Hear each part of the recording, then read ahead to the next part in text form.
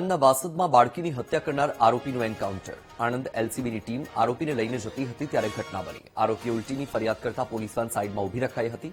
નીચે ઉતરતાની સાથે જ આરોપીએ છરીથી પોલીસ પર હુમલો કર્યો હતો। રાજવીરસિંહ અને મહિપાલસિંહ નામના પોલીસ જવાનો પર હુમલો કર્યો હતો। પીએસઆઈ આઈજે રાણાની ચેતવણી પછી પણ આરોપીએ હુમલો ચાલુ રાખતા કાર્યવાહી કરાઈ। પોલીસ સ્વબચાવમાં કાર્યવાહી કરતા આરોપીને ગોળી વાગી। પોલીસે આત્મરક્ષા માટે ફાયરિંગ કરતા આરોપી સુરેશ પરમારનું મોત થયું છે। આરોપીએ 4 વર્ષની બાળકીનું અપહરણ કર્યા પછી હત્યા કરી હતી। પોલીસે ઘટના સ્થળે જઈને પુરાવા એકત્ર કરવાનું શરૂ કર્યું છે। એફએસએલ અને ફોરેન્સિક ટીમે સ્થળ પર જઈને કામગીરી શરૂ કરી વિસ્તારને કોર્ડન કરીને કાર્યવાહી આગળ વધારાઈ છે। આરોપી સામે અગાઉ પણ 2 દુષ્કર્મના ગુના નોંધાયેલા છે। ગંભીર ગુનાઓ છતાં આરોપી જામીન પર બહાર હતો। ગત રોજ વાસદમાં 4 વર્ષની માસૂમ બાળા સાથે બનેલી ઘટનામાં હવે નવી અપડેટ આવી છે। જો કે હાલ જે આરોપી છે તેનું પોલીસ દ્વારા એન્કાઉન્ટર કરાયું છે। ક્યાંક ને ક્યાંક પોલીસ તેના સ્વબચાવમાં ગોળી ચલાવી હતી ને તે ઘટનામાં આરોપીનું મોત થયું છે। પરંતુ હવે ઘટના બાદ નવા ખુલાસા સામે આવી રહ્યા છે। મહત્વની વાત એ છે કે આરોપી સુરેશ વિઠ્ઠલ પરમાર અગાઉ 2 ગુનામાં સંડોવાયેલો હતો। અગાઉ તેણે એક વૃદ્ધા સાથે દુષ્કર્મ આચર્યું હતું, સાથે સાથે એક બાળકી સાથે પણ તેને દુષ્કર્મ આચર્યું હતું ને આ 2 ગુના હવે સામે આવી રહ્યા છે। મહત્વની વાત એ પણ છે કે આરોપી હાલ જામીન પર હોવાની પણ ચર્ચાઓ ચાલી રહી છે। ત્યારે આપણી સાથે અહીંયાના સ્થાનિક લોકો પણ જોડાયેલા છે, તેમને પણ પૂછવાનો પ્રયત્ન કરીશું કે જે રીતે જે ઘટના બની છે ને એન્કાઉન્ટર થયું છે તેને લોકો કેવી નજરે જોયો છે। સૌપ્રથમ તો જે રીતે ઘટના બની છે, એન્કાઉન્ટર થયું છે, શું કેવી નજરે તમે જોયું? હા, અત્યારે આ ઘટના બની છે તો હું અહીંયાથી પસાર થતો હતો એટલે મેં જોયું તો પોલીસને ઘણા બધા મીડિયાના મિત્રો ઊભા છે એટલે મેં તપાસ કરી કે શું પ્રશ્ન છે અહીંયા। તો જાણવા મળ્યું કે 5 દિવસ પહેલા જે વાસદની દીકરી સાથે જે ઘટના બની એ આરોપીનું એન્કાઉન્ટર થયું છે। આ ઘટનાને હું ખરેખર એવી રીતે જોઉં છું કે આવા પ્રકારના માણસો એને એન્કાઉન્ટર અને ફાંસીની સજા જ હોય, એની સાથે બીજો કોઈ ન્યાય હોય જ ના શકે। અને ખરેખર પોલીસને હું ધન્યવાદ આપું છું કે આ જે એન્કાઉન્ટર થયું છે એ ખરેખર યોગ્ય સમયે અને યોગ્ય વ્યક્તિ સાથે થયું છે। વ્યક્તિ કોઈ પણ ધર્મ, કોઈ પણ જાતિનો હોય એ જોવામાં આવતું નથી, પણ એનું કૃત્ય એ ખરેખર ખૂબ નિંદનીય હતું। આ પ્રકારના કૃત્યો કરનારા માણસોને આવી સજા મળવી જોઈએ। તમે શું કહેશો? જે રીતની એન્કાઉન્ટર થયું છે, પોલીસે કામગીરી કરી છે, શું કહેશો? હું તો એટલું કહું છું આણંદની પોલીસને ધન્યવાદ કે જે આ પગલું લીધું છે। આવું આગળ કોઈ પણ કરશે તો એ પણ બીશે અને આવું કોઈ કરવું જ ના જોઈએ, પણ જો કરશે તો આણંદની પોલીસ જેવી રીતના તૈયાર છે એવી સમગ્ર ગુજરાતની પોલીસ તૈયાર છે। તૈયાર રહેજો। તો જે રીતે એન્કાઉન્ટર થયું છે ને એન્કાઉન્ટર દરમિયાન જે 2 અપડેટ સામે આવી છે કે આરોપી રીઢો ગુનેગાર હતો ને તેના દ્વારા અગાઉ પણ દુષ્કર્મની ઘટના આચરી હોવાનું સામે આવ્યું છે। ત્યારે લોકોએ પણ હવે પોલીસની જે કામગીરી છે તેને બિરદાવી છે। Ghanshyam Patel, VTV news, Anand.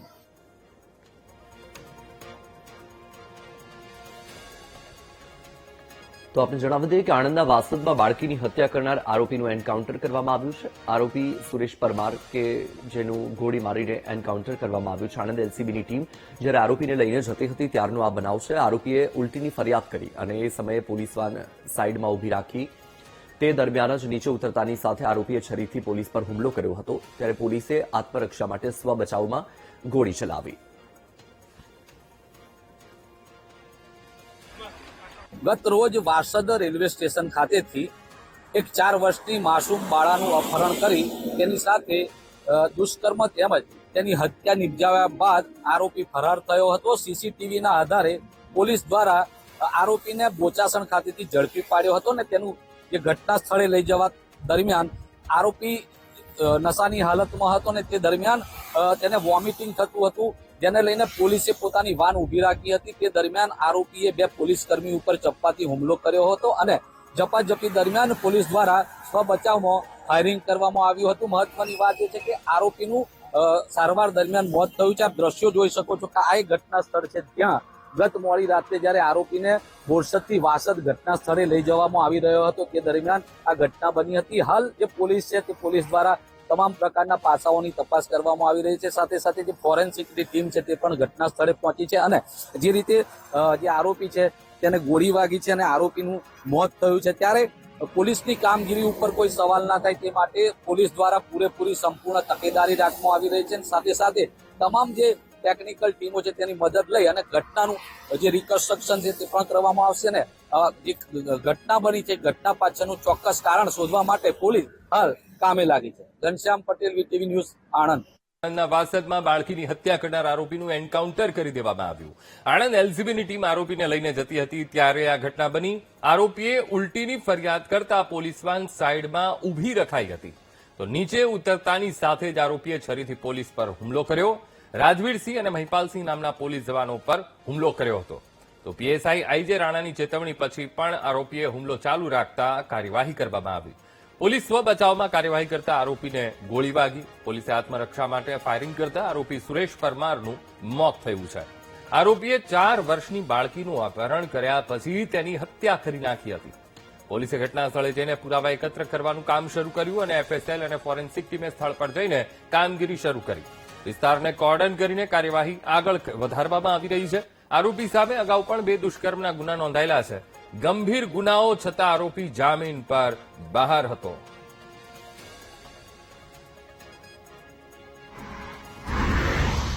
ગત રોજ વાસદમાં 4 વર્ષની માસૂમ બાળા સાથે બનેલી ઘટનામાં હવે નવી અપડેટ આવી છે.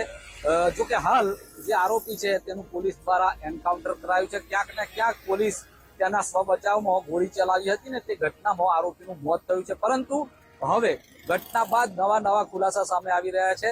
મહત્વની વાત એ છે કે આરોપી સુરેશ વિઠ્ઠલ પરમાર અગાઉ 2 ગુનામાં સંડોવાયેલો હતો. અગાઉ તેણે એક વૃદ્ધા સાથે દુષ્કર્મ આચર્યું હતું, સાથે એક બાળકી સાથે પણ તેણે દુષ્કર્મ આચર્યું હતું. આ 2 ગુના હવે સામે આવી રહ્યા છે. મહત્વની વાત એ પણ છે કે આરોપી હાલ જામીન પર હોવાની પણ ચર્ચાઓ ચાલી રહી છે. ત્યારે આપણી સાથે અહીંયાના સ્થાનિક લોકો પણ જોડાયેલા છે. તેમને પણ પૂછવાનો પ્રયત્ન કરીશું કે જે રીતે જે ઘટના બની છે ને એન્કાઉન્ટર થયું છે તેને લોકો કેવી નજરે જોયો છે. સૌપ્રથમ તો જે રીતે ઘટના બની છે, એન્કાઉન્ટર થયું છે, શું કેવી નજરે તમે જોયું છો? હા, અત્યારે આ ઘટના બની છે તો હું અહીંયાથી પસાર થતો હતો એટલે મેં જોયું તો પોલીસને ઘણા બધા મીડિયાના મિત્રો ઊભા છે એટલે મેં તપાસ કરી કે શું પ્રશ્ન છે અહીંયા. તો જાણવા મળ્યું કે 5 દિવસ પહેલા જે વાસદની દીકરી સાથે જે ઘટના બની એ આરોપીનું એન્કાઉન્ટર થયું છે. આ ઘટનાને હું ખરેખર એવી રીતે જોઉં છું કે આવા પ્રકારના માણસો એને એન્કાઉન્ટર અને ફાંસીની સજા જ હોય, એની સાથે બીજો કોઈ ન્યાય હોય જ ના શકે. અને ખરેખર પોલીસને હું ધન્યવાદ આપું છું કે આ જે એન્કાઉન્ટર થયું છે એ ખરેખર યોગ્ય સમયે અને યોગ્ય વ્યક્તિ સાથે થયું છે. વ્યક્તિ કોઈ પણ ધર્મ, કોઈ પણ જાતિનો હોય એ જોવામાં આવતું નથી, પણ એનું કૃત્ય એ ખરેખર ખૂબ નિંદનીય હતું. આ પ્રકારના કૃત્યો કરનારા માણસોને આવી સજા મળવી જોઈએ. તમે શું કહેશો? જે રીતની એન્કાઉન્ટર થયું છે, પોલીસે કામગીરી કરી છે, શું કહેશો? હું તો એટલું કહું છું આણંદની પોલીસને ધન્યવાદ કે જે આ પગલું લીધું છે. આવું આગળ કોઈ પણ કરશે તો એ પણ બીશે અને આવું કોઈ કરવું જ ના જોઈએ. પણ જો કરશે તો આણંદની પોલીસ જેવી રીતના તૈયાર છે એવી સમગ્ર ગુજરાતની પોલીસ તૈયાર છે. તૈયાર રહેજો. તો જે રીતે એન્કાઉન્ટર થયું છે ને એન્કાઉન્ટર દરમિયાન જે 2 અપડેટ સામે આવી છે કે આરોપી રીઢો ગુનેગાર હતો ને તેના દ્વારા અગાઉ પણ દુષ્કર્મની ઘટના આચરી હોવાનું સામે આવ્યું છે. ત્યારે લોકોએ પણ હવે પોલીસની જે કામગીરી છે તેને બિરદાવી છે. Ghanshyam Patel, VTV news, Anand. તો આજ કેસ અંતર્ગત આણંદના વાસદમાં આરોપીના એન્કાઉન્ટર પછી પોલીસે કાર્યવાહીનો ધમધમાટ તેજ કર્યો છે. જણાવી દઈએ, એફએસએલની ટીમે સ્થળ પર જઈને કાર્યવાહી શરૂ કરી દીધી છે. બધા પુરાવા એકત્ર કરવામાં આવી ગયા છે અને મહત્વપૂર્ણ બાબત એ છે એન્કાઉન્ટર સ્થળ પરથી 6 ફૂટેલા કારતૂસ એફએસએલની ટીમે જપ્ત કર્યા છે. જણાવી દઈએ, પીએસઆઈ આઈજે રાણાએ સ્વ બચાવમાં આરોપી પર ફાયરિંગ કર્યું હતું. એફએસએલ અને ફોરેન્સિક ટીમ અત્યારે સ્થળ પર પહોંચી ગઈ છે અને ત્યાં જે પુરાવા છે એ પુરાવા એકત્રિત કરવાની કામગીરી શરૂ કરવામાં આવી છે. આજ મુદ્દે સંવાદદાતા ઘનશ્યામ ફોનલાઈન પર જોડાઈ ગયા છે. ઘનશ્યામ, આણંદની આ ઘટના છે, વાસદમાં બાળકીની હત્યા કરનાર આરોપીનું એન્કાઉન્ટર, અત્યારે એફએસએલની ટીમ પણ પહોંચી છે. ત્યાં કેવો તપાસનો ધમધમાટ? પણ ચોક્કસથી જે રીતે ગત મોડી રાત્રે એન્કાઉન્ટરની ઘટના બની હતી અને જે સુથાર આરોપી હતો એને સુથાર જ કહી શકાય, કારણ કે એક માસૂમ બાળક પર તેને દુષ્કર્મ આચર્યું હતું ને તેની હત્યા કરી હતી. મહત્વની વાત એ છે કે આ આરોપી અગાઉ પણ એક જે દુષ્કર્મના ગુનામાં સજા કાપીને આવ્યો છે. ત્યારે આવા આરોપીનું એન્કાઉન્ટર થતા હાલ જે પોલીસ છે તેનો તપાસનો ધમધમાટ તેજ થયો છે અને ઘટના સ્થળે એફએસએલ સહિત ફોરેન્સિક ટીમે છ જેટલા કારતૂસ કબજે કર્યા છે અને હાલ જે જિલ્લા પોલીસ વડા છે જીજી જસાણી તેઓ પણ ઘટના સ્થળે પહોંચ્યા છે અને સમગ્ર બાબતે ઊંડાણપૂર્વક તપાસ હાથ ધરાઈ છે. વત્સલ. બિલકુલ ઘનશ્યામ, સમગ્ર માહિતી સાથે જોડાવા બદલ આપનો આભાર.